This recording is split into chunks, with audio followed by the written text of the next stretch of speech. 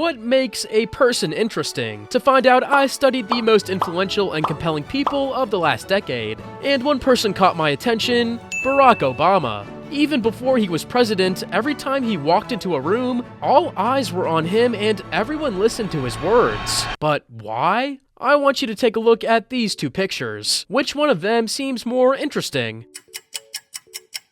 Probably him, because he was using the Duchenne smile. You see, a Duchenne smile is a real heartfelt smile. It's not only about turning up the corners of your mouth. This kind of smile reaches your eyes and makes them wrinkle a bit. By flashing a genuine Duchenne smile, Obama took the first out of the 3 steps to becoming truly interesting, which is Part 1, the first impression. A study by Nalini Ambati found out that people form an impression of you in just 10 seconds. Sometimes even before you speak. How? Your brain processes facial expressions, body language, and posture instantly. So beside the Duchenne smile, try to keep good posture and an open body language. But the first impression will only get you so far. Part 2, maintain intrigue. There's an easy method used in college admissions to help regular students get into colleges with expensive tuition. To understand it, let's think about that random basketball player from your class. What are the first 3 things that come to your mind about him? Well, he plays basketball, he's athletic, and he really loves LeBron James. Now think about the magician who used to come into your class in the 4th grade. How would you describe him? Well, he dresses funny, he can do cool tricks, and you never really trusted him. They all have something iconic about themselves. Now you might think, what if I don't have anything iconic about me?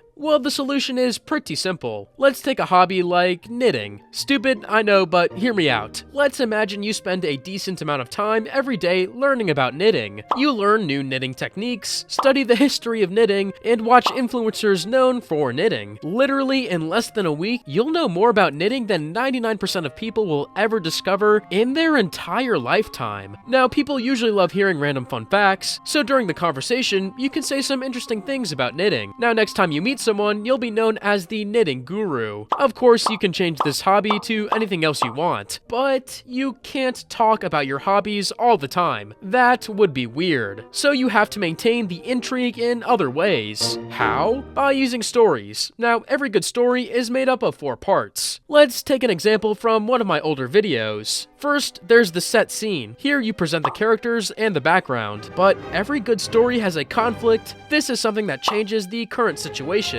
Then we have the result. Pretty self-explanatory. Yet the most important thing of every story is the link analogy. Here you connect the result of the story with the topic you were talking about. In this video, I talked about texting. So the link analogy is to not be needy over text. As a bonus, here's a small trick that you can use to make your story sound more compelling. Dramatize everything. This works really well in real-life situations. Instead of saying, "I was so tired," say something like, "I was so tired when I closed my eyes, I started dreaming. It felt like my eyelids weighed a ton." By now you've learned how to be polarizing, but here comes a big obstacle that can turn all of these against you. You have to understand that there are 3 types of people in our society. First, there are plain Janes. They listen to mainstream artists, go to the same places, and watch the same TV shows everyone else is watching. Therefore, they are the basic ones. Now, using what you learned earlier will keep you out of this category. So by now you can be either categorized as interesting or creepy. But what is the main difference between these 2 categories? Well, let's take a guy, Thomas. Thomas is pretty based. He goes to the gym and listens to white girl music. But out of nowhere, his AirPods disconnect. All the other people get to hear what he was listening to. If he's a creep, he would say something like, "What?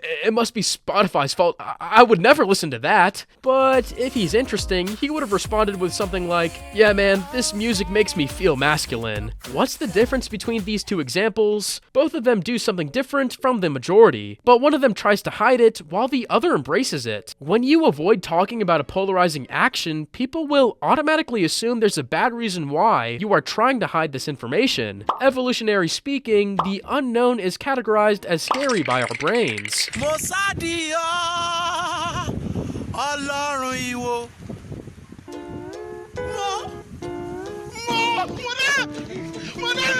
Now, you've learned how to have an interesting interaction with others, but that interaction can be forgotten after a few days, hours, or even minutes. So that's why you need Part 3, Long-Lasting Effect. A study by Hedwig von Restorff in 1933 found that people tend to remember things that stand out from the rest. Basically, being bold makes you more memorable in people's minds. There are many methods that you can use, like dressing more extravagantly, but if you don't want to end up looking like Lady Gaga, I've got 2 ways for you to become more memorable. First, you have to use the "wait, what?" technique. Here's an example. Let's say someone is asking you, "How was your day?" Don't give a basic answer like, "It was fine." Instead, say something like, "Great, I just had the best coffee of my life." Second, you can use the epoxy eyes, a simple but powerful trick to make others feel like you truly care about their perspective. How? Imagine you're out with a large group of friends. When someone is speaking, try to make eye contact with any other person apart from the speaker. They might ask why you are watching them. What do? You hit them with this answer: "Because I think you have a solid opinion and would like to know your perspective." They will be surprised and value you more. But you must be careful, as you are putting yourself in a position of judging someone. Don't overdo it, or you could come across as arrogant. Why is this technique so effective? Well, people see us as interesting when we see themselves as interesting. How can you do that? By becoming a great listener. Fortunately, I have a video just for you.